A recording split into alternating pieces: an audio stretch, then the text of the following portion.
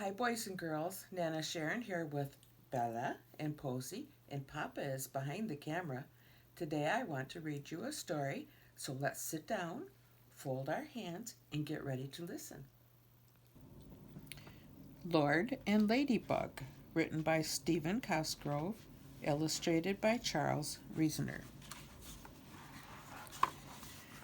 As you lay on a brisk fall day in a warm and sunny place, don't look up into the skies. Instead, look down and squint your eyes. Squint them both so very tight that if you look with all your might, you'll find the land of more than small. And in this land are bugs. That's all. Out beyond the patch, there is an old and eerie section of Buggville where the streets twist and turn until all of them finally end up at Old Bugg Manor. On this autumn day, the black iron gates creaked forlornly in the wind. Bugg Manor seemed to be inhabited now only by the mists and mysteries of another age. Inside the mansion, the spiral staircase tilted precariously as it wound down from the upper floors. Cobwebs lay over all the furniture. The dandelion chandelier hung crookedly from its chain. Nothing looked as if it had been used for years. No bug had lived here for years and years, except for the old caretakers, Lord and Ladybug. They sat all alone in the rooms filled with ghosts and thoughts of times gone long.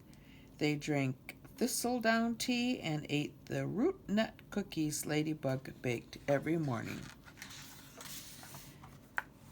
Once in a while in the early evening's hush, as Lord Bug walked his inspection rounds, strange and weird noises could be heard in rooms where no bug had been for years. With lantern held high, Lord Bug would look quickly about the room. "What's that in the window pane?" he asked. "Ah, just some bug kids looking for ghosts," he explained. Later that night, as they sat with their nightcaps on, Ladybug sighed a great big sigh and said, "We shouldn't be running bugs off when they come around. We should invite them in for a little conversation and a sip of tea." "They never come in," Lord Bug said as he shook his head. "Remember what the kids bug chant, Old Bug Manor, there is no doubt. Don't go in because you won't come out." Ladybug was bound and determined to have some bugs visit her at Old Bug Manor. She wandered up and down the halls as she remembered all the gay parties they used to have. "That's it!" she exclaimed. "We'll throw a party, a costume party, and this old house will be filled for a change." With that, she grabbed her skirts by the hem and raced down the hall searching for Lord Bug so they could plan a party. The very next day, all the bugs of Bugville received an invitation in the mail. Lord and Ladybug worked really hard as they cleaned that house. The cobweb covers were pulled off all the chairs and everything was polished to a bright shining glare. They worked all that day and most of the next preparing Bug Manor for the greatest party Bugville had ever seen. They cooked and cooked all sorts of treats for the party. There were beetle feet sandwiches and hollandaise sauce and clover-topped candies spread with jam. They made up games galore, apples for dunking, and much more. When all was ready, they both rushed upstairs to put on their costumes, and once they were dressed, they zipped back down the stairs to await their guests. Ladybug was a regal in a mask and dancing gown, and Lord Bug dressed up as a clown. They both sat and waited as the old hall clock ticked off time. They waited and waited, but not one bug came. Ladybug was so heartbroken that she sat quietly in the corner, crying small bug tears. While Lord Bug tried to console her, "Maybe they're just late," he said with a smile. "Maybe they'll be here in a little while."